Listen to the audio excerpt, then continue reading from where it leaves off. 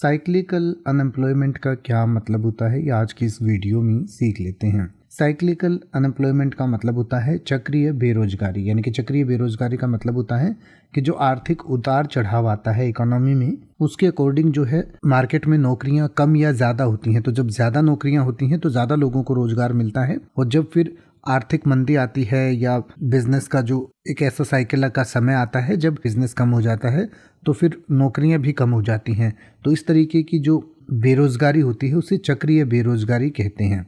जैसे कि जो निर्माण श्रमिक हैं, यानी कि जो कंस्ट्रक्शन का काम करने वाले लोग हैं, उनको जब रियल एस्टेट का मार्केट ऊपर होता है तो उनको ज़्यादा रोज़गार मिलते हैं, क्योंकि ज़्यादा घर बनते हैं। उसी तरीके से जब कोई महामारी आ जाती है या फिर आर्थिक मंदी आ जाती है तो लोग घर बनाने का काम जो है वो कम कर देते हैं, तो उसमें फिर उनको नौकरी नहीं मिलती है। तो इसको साइक्लिक अनएम्प्लॉयमेंट कह सकते हैं। टीचर्स के साथ भी ऐसा होता है, स्की प्रशिक्षक के साथ भी ऐसा होता है, जीवन रक्षक जो चीज़ें होती हैं किसानों के साथ, लगभग हर इंडस्ट्री में ऐसा हो सकता है।